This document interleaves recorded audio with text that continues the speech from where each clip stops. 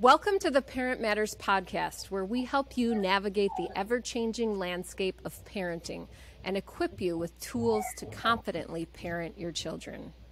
I'm Susan Stutzman, and today's topic is parenting with both brain and body, where we'll be exploring whole person experiential ways to cultivate being an authentic parent through brain and body connections with your children. And here with me today on today's podcast to share her expertise is Dr. Bonnie Goldstein. There's so much I could say about her, but I'll just share a few highlights. Bonnie is a UCLA and Harvard graduate, a licensed social worker, a clinical psychologist, an expert in child and adolescent development, the founder and program director of Lifespan Learning Institute, and the author of many books. Her life's work has been and is to foster and heal relationships through the lens of attachment theory, somatic and mindful awareness, and dynamic interaction of group psychotherapy. She's a wise woman, and I'm so honored to have her on my podcast. Welcome to the show, Bonnie. Thank you. Thank you, Susan, and to all of you who are listening, who are making these issues that are so prevalent in today's complicated society front and foremost in your own lives, in your practice if you're a therapist, as a parent, as an educator. It takes a village to raise our community and bring our community together. So thank you, Susan, for bringing me here today. Well, thank you. And, Bonnie, before we jump into our topic, parenting with both brain and body, I'd love if you would just take a few minutes to share with our listeners a little bit more about your work and life and what you're passionate about, as well as your new book that's coming out. Well, thank you. If we start with years and years ago, so many years, of learning to be a therapist, working in a more psychodynamic way, lots of interpretation, lots of traditional training, and feeling that there were some clients, some families, some children that I just couldn't reach through the talk narrative, through the talk therapy, I started looking for other modalities, training in lots of different ways, from the mindfulness that back in the 80s and 90s was not as prevalent in our therapeutic community. Certainly, that's a tradition that's been around for centuries, and since so many of our religious and or spiritual seekers found mindfulness as a resource for them. And yet, not a single class in all the training, both years and years at UCLA and getting a master's in education at Harvard and really trying to understand how people learn emotionally about themselves, how people act in relationship with others. And as I started understanding some of the burgeoning work that Dr. Pat Ogden had done with sensory motor psychotherapy, how the body and the narrative within the body shifts everything, shifts the story. And I started studying, and I had so many wonderful teachers at the Institute back in 2003 at the Sensory Motor Psychotherapy Institute that I kept on learning.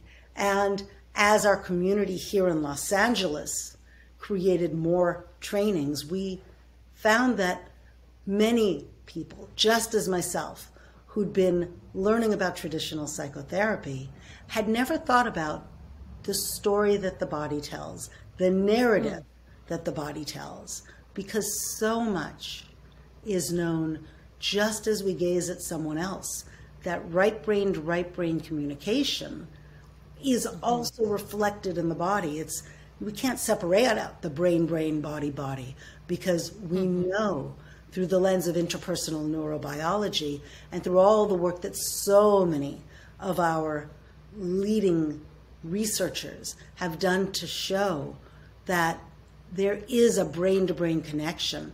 One of my friends, colleagues, and teachers, Dan Siegel, opened the world of the brain when he wrote in 1999, he started speaking about the developing mind. And as I learned about interpersonal neurobiology and became part of that community, I could see the interweave of the mind and the body, top down, mind through the body, and bottom up. What happens in the body as it forms our cognitions, our emotions, our thoughts, and our feelings. And that's what the book that I'm working on.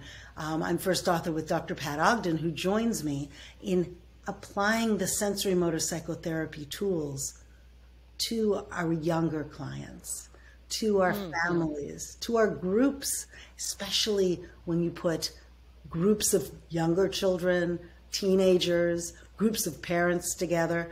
There's nothing more powerful than knowing you're not alone. You too. I'm not the only one who experiences this. So that's the foundation of my work. That's awesome. Well, wow. I mean, we could just unpack all of that.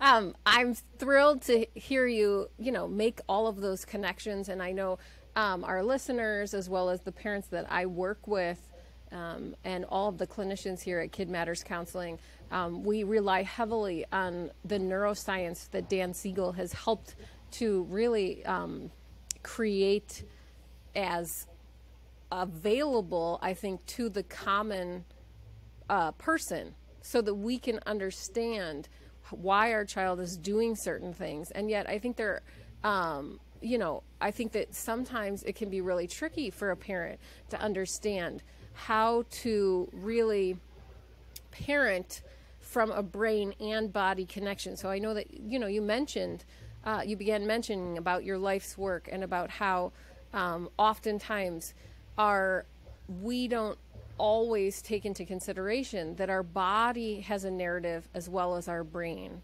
And I'd love for you to talk a little bit about that for parents, especially because in this season, I feel like there's so much that parents are concerned about, but sometimes there can be so much concern that is I would say maybe more heavily weighted in the area of the brain versus body development and the body narrative, because we are focused more on cognition, or we do a lot virtually, and so we do need more words, or we do need more of those higher brain functions. So I'd love for you just to give us an example of what a brain-to-brain connection looks like, what a body-to-body connection looks like, and why it matters. I love that you mentioned our newest in the last year and a half phenomenon, where all of us find ourselves doing a lot more sitting, looking at screens. Just take a minute as you're listening and think about where you are, all of us who are listening now, in the space of the room. Are you sitting comfortably on a chair? Maybe you're on a walk. Maybe you're doing that dual awareness while you walk and you listen, so that you're able to be accompanied on your walk, which is fabulous.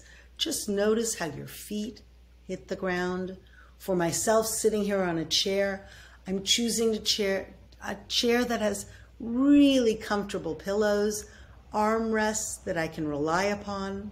Just notice your body and let your body sit in comfort, in space. Take a minute to relax into your body. So often we're human doings, going from one thing to the next, and we lose track of being a human being.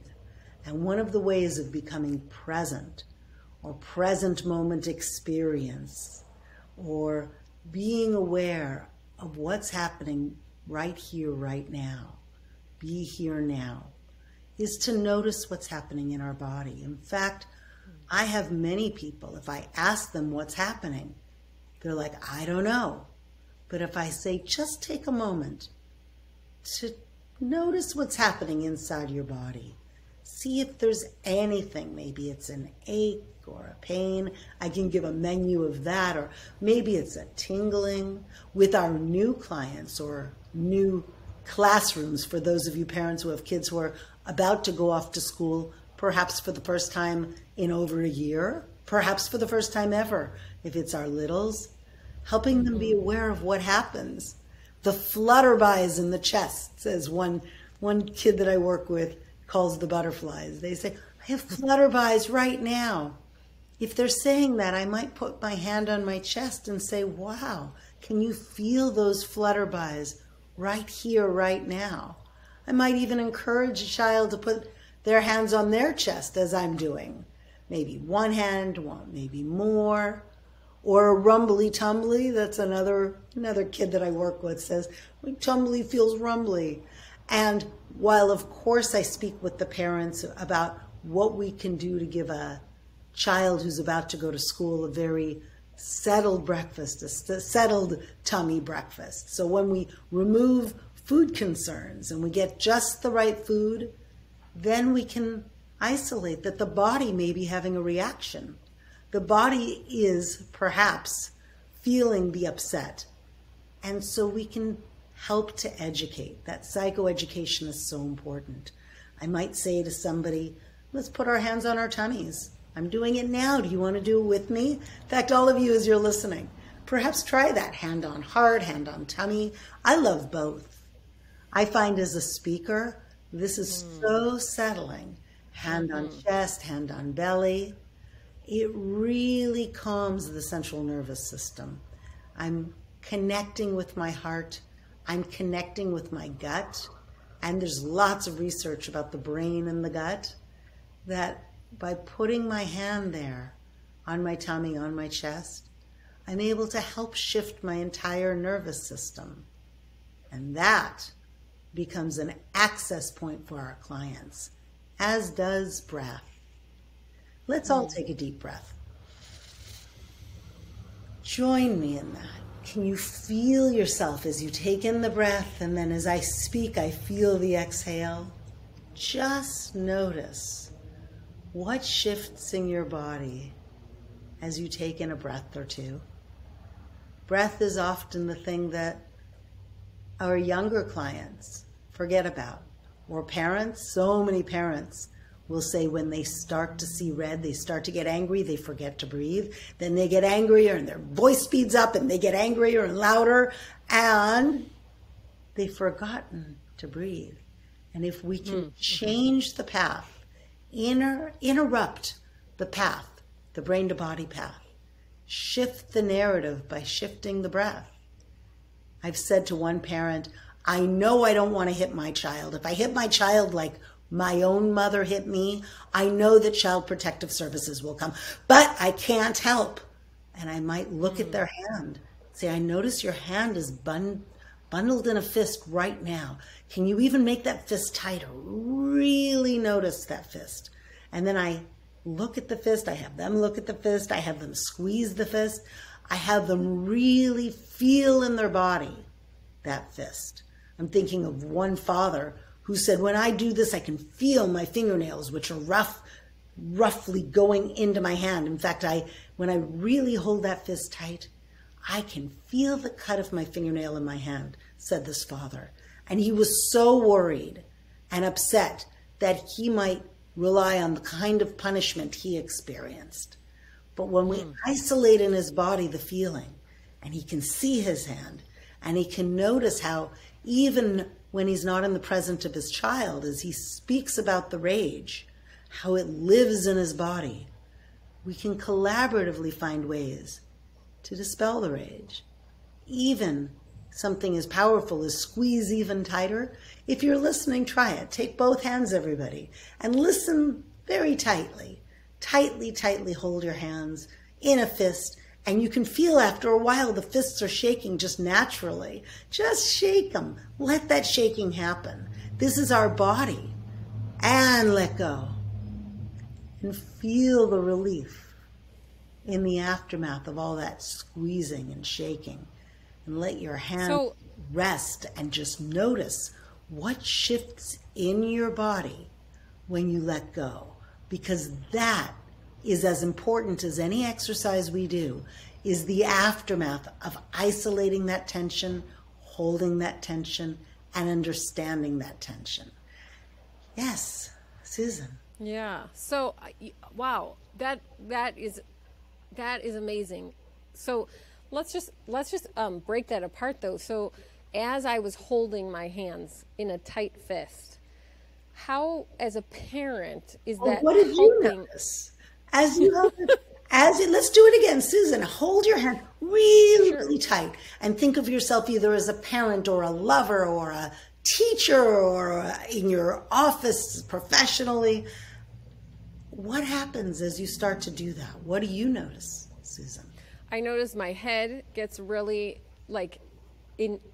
heavy, and that my shoulders and down my arms get really tense, and Just stay with that. Stay with that tension and just see what wants to happen in your head and your shoulders. Just see where that goes. I see your hands are still tight. Keeping them tight, just track that, follow that, and see what happens. Where does it want to go all on its own? it goes way down my back. Wow. Well, really let yourself go there. Really find a way. Maybe even, is there a way you can support your back even as you're here with me now? Yeah. Susan, I love the way you put your hand to your back, just checking it out. See, that's what we're doing. We're curious. We can follow it down your back, see what happens. And now what do you notice? And now I notice that I'm not holding my hands in a fist. Wow. And that the feeling, there's still a heaviness in my shoulder, but that it has, it's gone, it's changed. So it's really shifted, and we can stay with that shift. And you said it's gone. We can notice the aftermath of that, or through the lens of sensory motor psychotherapy, we might want to say, hey, you mentioned there's tension in your shoulders. Shall we look at that? Now, again, that is a collaborative question or a frame that we're exploring, because Susan, you might be, no, I'm done. I really just want to savor this new feeling. Or, yeah, the tension that's in my shoulders, I didn't even realize it was there. But now that I realize that, I'd love to do that. And we can do another dance. And it really is a dance. It's a collaborative dance. You're responding. Let's say Susan didn't respond. Let's say I don't feel anything. I'll say, well, let's see what we can do to find that. And we can be curious together to find what happens. We can do exercises such as, in fact, everybody, take your hands and push them together. Really push your hands, open-fisted, or if you want, you can push your fists together. But as you push your hands together, let's notice what happens there. A whole new movement. Maybe you're feeling the tension in your arms. And maybe notice your breath now. What happens in your breath? Taking a breath. What we're looking for as we do these movements. Now stop and gently let your hands rest on your body. These are just some preliminary movements. There are so many movements that you can create all on your own with your body, with your arms, with your legs. These are just some preliminary ones.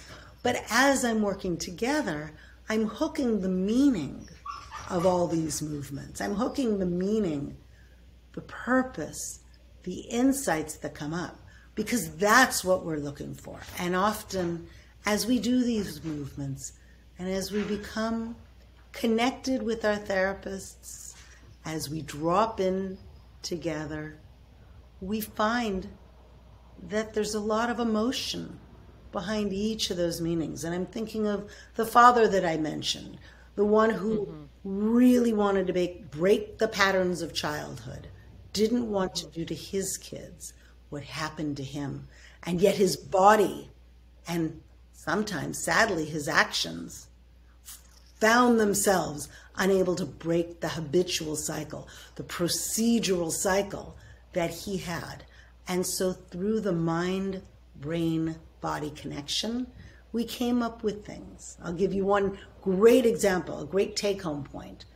Often, when I'm working with clients, I'll say, if you can interfere with the cycle just by starting to count 1 through 10. And he says, all right, 1, 2, 3, 4, 5, 6, 7, 8, 9, 10. I want to kill my... So I'm like, great that you're able to count from 1 to 10. I don't care if it's fast or slow. Remembering that is already part of the habit of breaking the cycle. Finding a way to support your body. Finding other resources. Now, the word resource is so foundational in sensory motor psychotherapy. What are resources? It can be the things that nurture us. One mom that I work with says, when I get really upset, I lock the door to the bathroom, safely leaving my kids with my partner, and I take a bath. And that way, by leaving, but I'm still here, I can break the cycle of anger or escalation of anger. Another child says the same thing. I know no good happens when I start to do the cursing that I'm so used to doing. I curse just like my parents curse. They can get away with it. But if I curse, I get in trouble. So that knowledge, that makes sense. All of us understand the knowledge this teenager had. However, that didn't break their pattern, because when they saw red, when they went outside their window of optimal arousal or window of tolerance, when they got highly aroused, they did things that would sabotage the very things that in our office they said they wouldn't do. So we came up with something for them, a somatic trick, so to speak, a body-based trick. They loved the beach and they loved going into the waves.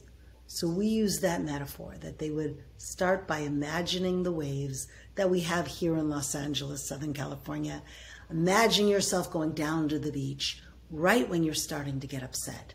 Imagine walking into the water, and can you feel the coldness in your body? And using some of these metaphors that they loved, because that was their resource.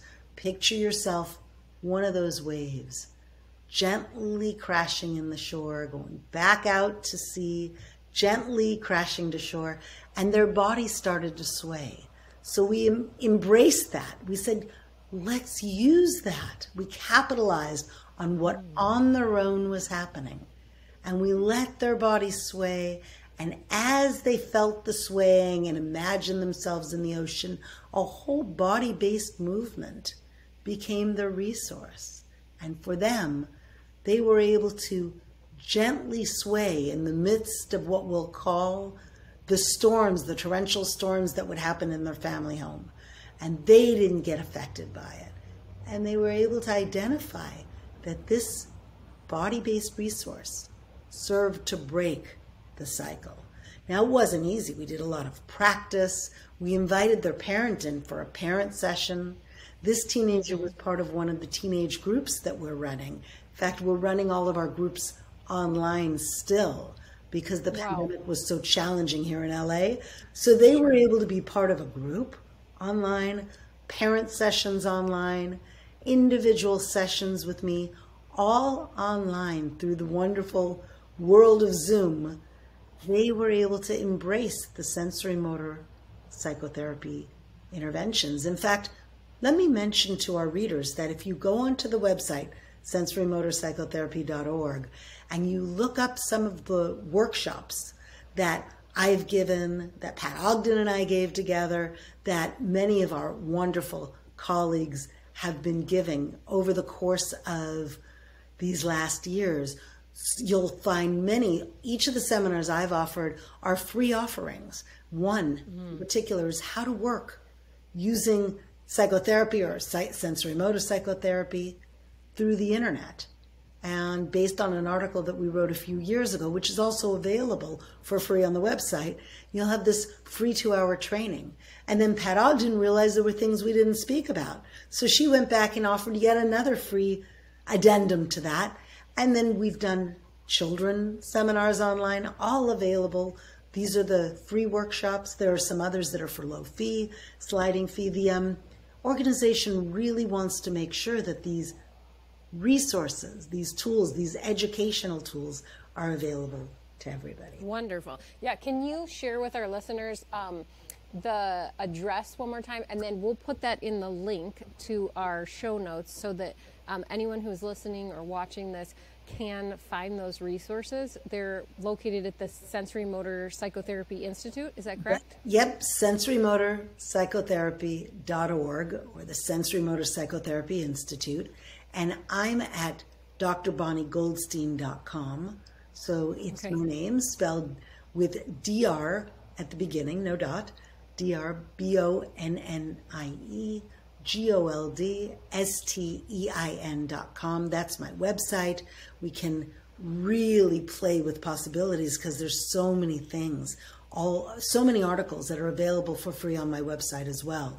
So anyone that's wanting to learn about this, and again, I mentioned that I'm writing a book with Pat Ogden that will be available through Norton. But if you want a taste of it now, please feel free to grab some of the articles that are available, listen to the webinars that are available, and continue learning on this beautiful journey of learning about how the body informs the brain.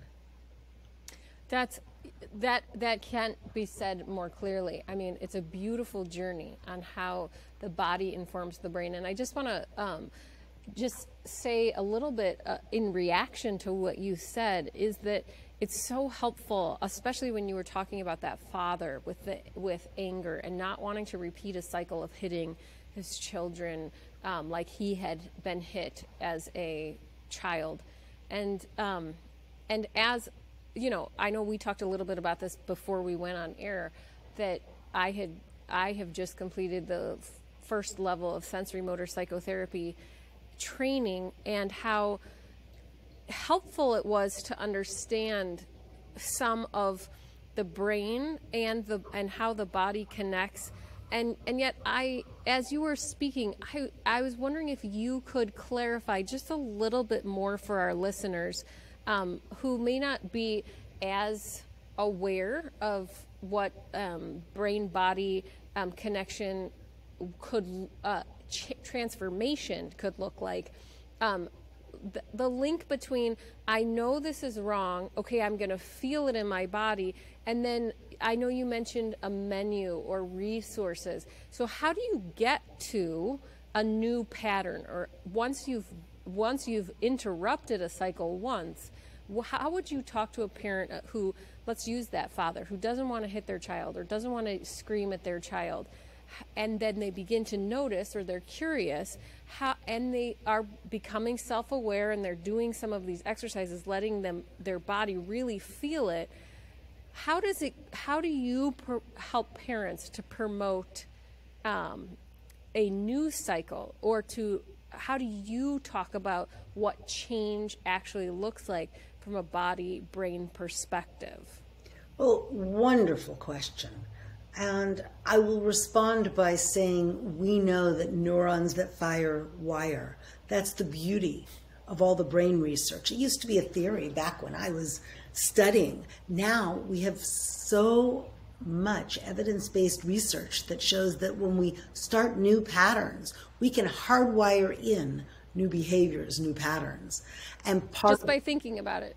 Not just by thinking about it, but more importantly, once you name the goal, we work towards a process of doing something, because that doing changes the neurons, that changes the way we are in our own body, that changes the brain and the body. It's not just doing, it's experiencing something, recognizing and understanding what we experience, identifying that that is something we want to bring into our lives or we want to change purposefully, finding ways to remove the obstacles. I'm going to give you the best example, which is many of us are in a habit of slouching. I know I do. In fact, I'm going to do it right now. In fact, do it with me, Susan. Yeah, just as you slouch, notice how different it is. I'm realizing as I sit here slouching, it makes it harder to teach. It makes it harder to feel empowered. It makes it harder to feel as embodied. But when I come back up into my body, when I sit in this power pose, when I sit present, I can breathe better. I can find my body supports my breathing. The other way, it was a little harder to breathe. And yet, this is not nearly as comfortable. It may be a better way to teach, but the slouching is so familiar. This is how I would watch TV or read a book. But once we have that new way of being in our body, once we start to develop a new way, perhaps I might take a pillow and put it to my back. Perhaps I might sit up in a whole new way of being. This starts to become a habit and familiar. And over time, I may be able to break the slouching habit. Now, I'm going to give you a beautiful clinical example. I work with this lovely girl who was feeling so hopeless that she would be hunched up, her head down, she wouldn't make eye contact. And when I looked at that, I said to her, let's stay just like that and notice what happens in your body. You don't need to make eye contact with me. There is no need for you to do anything that's not familiar. And she noticed there was an aching in her tummy.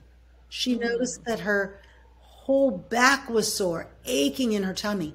What she was doing is she was taking her elbows and pressing them in her tummy because of the aching that she walked around daily. So much anxiety, so much fear, so much worry.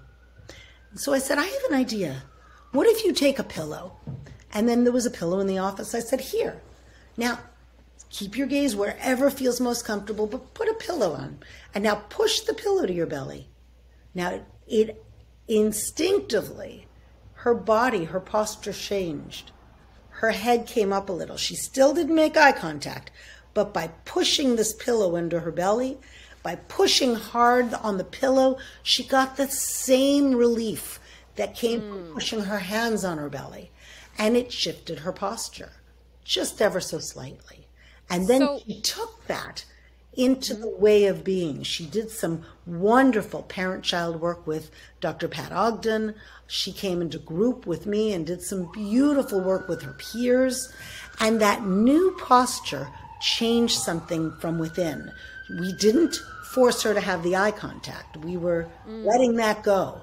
But we instead gave her a way of being more present in her own body. And yet, as we know, the slouching for all of us is a procedural pattern. Yes. So we want the choice. We can change those patterns. We can shift. We can make the habits of the body shift. And then they become more hardwired. I mentioned to you with this wonderful teenager, she worked individually with me. She also worked individually with Dr. Pat Ogden and also with her mother and Dr. Pat Ogden. She worked with me in the group. And the beauty of the sensory motor psychotherapy training is we videotaped a series of these sessions with her. She and her mother have agreed to let us share little snippets.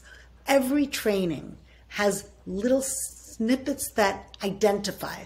For example, for her, one of the resources was the pillow in front of her. We came up with lots of other ways of being that would make her feel comfortable. We are always looking when we think about resources. It can be spiritual resource. I'm not alone. There's a higher power. It can be, I think about my mother. Just one quick story before we stop. Work with a beautiful, beautiful teenager who sadly lost her mother all too early. And she would smell something in the office. She had a little necklace, and inside was an aroma. And she said, this is the aroma, this vanilla aroma reminds me of my mom and of our baking together. And whenever I feel nervous, like with you, Bonnie, when I came into the session, you're new to me, I feel nervous. I take an aroma, I take a smell of the aroma, and I feel calm, and it reminds me of the baking every Sunday with Mom. And it reminds me, I feel like Mom's here in the room with me, even though she's not on this earth, she's here right now. She accompanies me as I meet you. And it was such a Wow. beautiful example. So I'm leaving all of our listeners with that. What aromas do you love, and why? And what memories? Does the smell of grass remind you of somewhere wonderful? For me, the smell of the ocean. The smell of West Los Angeles has such beautiful beaches in Santa Monica. The aroma of the beach. I can imagine that, or I can conjure that, or I can light a candle that reminds me of that. And each of those, seeing the candle calms me, smelling the aroma calms me, taking a breath, it calms me. So I leave you all with that. I thank you so much for listening, and Susan, for creating this space for all of us. Well, thank you. And thank you so much for joining me. I really appreciate it. And for all of our listeners, don't forget that you can get in touch or find out more about Bonnie's work and Dr. Pat Ogden's work and sensory motor, and how the brain-body connection is so important. In the links below, you can find more information. So that Sensory Motor Psychotherapy Institute, and if you Google it or you look in the links below, we have that, and also drpatogden.com, right? Is that right? I am Dr. Bonnie Goldstein. I'm sorry, Dr. Bonnie Goldstein. Sorry. I believe Pat Ogden you would find through the Sensory Motor Psychotherapy Institute. Okay, that's right. But you can find me, drbonniegoldstein.com. I welcome you to my website. Go to the articles and download and fill yourself with all of the different writings that we have elucidated some of these concepts, and then try them out yourselves. Play with possibilities. Yeah. And again, great phrase, play with the possibilities. So if you're a parent that's struggling with anger, figure out first, be curious about what those feelings are, feel into them, and then work to not necessarily then to enact them on your child, but to feel into what your body is remembering or feeling, and then in a safety or in relationship with people, what are other things that you can do, or what are things that make you feel powerful? I love, Bonnie, your illustration of the pillow, right? Of you didn't tell the girl to stop feeling what she was feeling. That's not how you're purporting that you would break a cycle at all. It's feel what you're feeling, and then out of that, I know oftentimes it can feel really scary. It's like, well, if I feel into that, I'm going to actually hurt my child, or I'm actually going to get too big. But if you slow it down, then you have, again, like that counting or taking a deep breath, you begin to remember or have resources that you can move towards, instead of doing what you don't want to do, and yet still being fully aware of, I feel this, but now I'm going to choose something else. And in that, hardwiring new patterns into the brain. Through the curiosity and saying, I wonder what would happen if you hold this pillow. Let's see what happens together. So it's playful, it's curious, it's open-ended, and I often don't know what will happen until it's happened. Yeah, that's, wow, amazing.